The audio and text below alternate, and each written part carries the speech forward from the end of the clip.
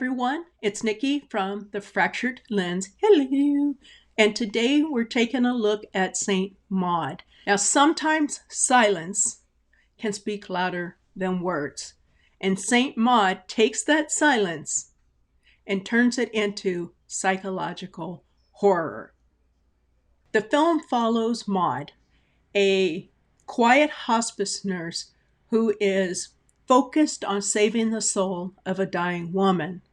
But as her faith grows stronger, the line between devotion and losing control starts to disappear. What immediately stood out to me about St. Maud is how quiet the film is.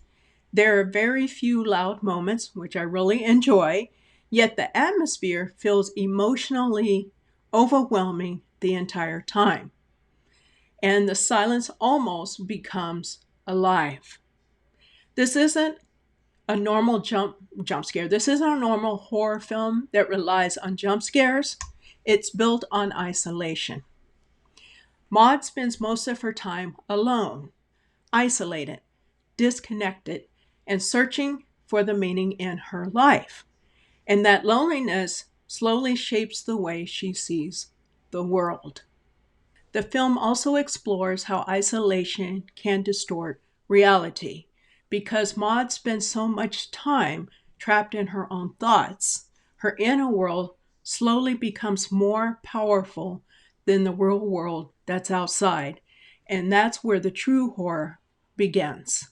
Religion imagery is everywhere throughout the film. But instead of feeling comforting, it feels cold and oppressive. Faith becomes something heavy instead of healing. The film constantly blurs the line between faith and psychological collapse. At times, Maud truly believes she's experiencing something divine, but the film never fully confirms if what she's seeing is real or something she has created in her unstable mental state. And that ambiguity makes everything more unsettling. Themes. For me, the strongest theme in St. Maud is the desperate need to matter. Maud doesn't just want faith, she wants purpose. She wants to believe her suffering means something. Almost every painful ritual that Maud performs feels less like devotion and more like an attempt to gain control over her fear, guilt, and loneliness. The more powerless she feels, the extreme her behavior becomes. St. Maud is a slow, emotionally suffocating psychological horror film that understands that fear doesn't always come from monsters or violence. Sometimes fear comes from loneliness, from guilt, from losing yourself inside of your own need for meaning. This is the kind of film that stays with you because it feels deeply human. Quiet, disturbing, and painfully intimate. And that's how I felt watching the film. I enjoyed the film a great deal because it was more psychological than your normal horror films. It didn't spend a lot of time on the backstory of Maud.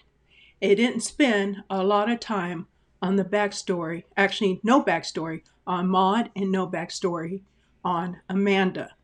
We are thrown in to the midst of their lives, and we are witnessing the connection and the destruction of both women.